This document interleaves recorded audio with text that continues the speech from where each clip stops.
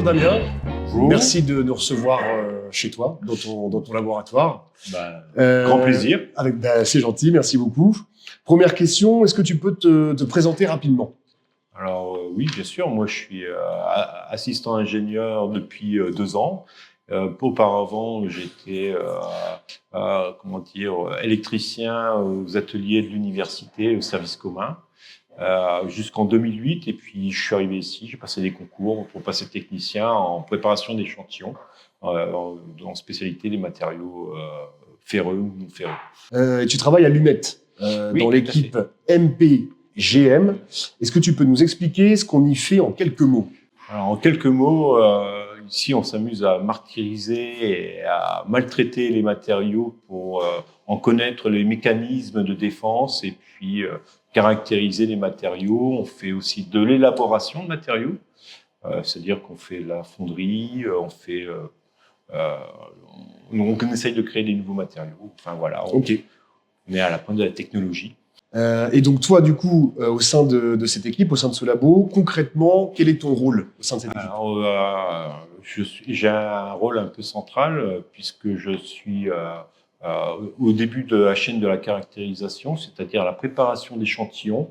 Je forme tous les nouveaux entrants à la préparation des échantillons et à la préparation métallographique à proprement dit, c'est-à-dire que le matériau soit exploitable optiquement et en microscope électronique. Tu as d'abord été technicien, comme tu disais, puis maintenant, aujourd'hui, assistant ingénieur. Voilà. Est-ce que tu peux nous raconter un petit peu nous expliquer un petit peu ton parcours? Pourquoi t'en es venu jusqu'ici? Oh là là, comment je suis venu jusqu'ici? J'ai été tout d'abord recruté en 1991 en tant qu'électricien à l'UFR de physique.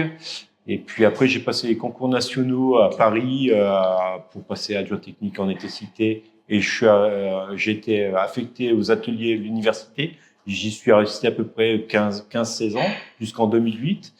Et puis, arrivé ici, j'ai fait un peu des tâches générales. Et puis, je me suis laissé piquer par la science, comme on peut dire. J'ai rencontré des bonnes personnes. Et j'ai suivi des formations pour passer le concours de technicien en caractérisation. Et puis, par la suite, monter chaque concours, chaque examen professionnel pour arriver assistant ingénieur depuis 2 ans. Et du coup, aujourd'hui, dans ton métier, qu'est-ce qui te plaît le plus? Les échanges. Les échanges avec toutes les personnes que je rencontre qui viennent de différents horizons culturels, sociaux. On se sent grandir chaque jour quand on échange comme ça. Et puis, les échanges aussi scientifiques. On apprend aussi tous les jours, comme nous, on peut faire apprendre aux autres.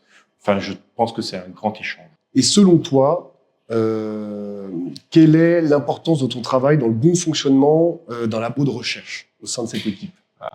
C'est la disponibilité, être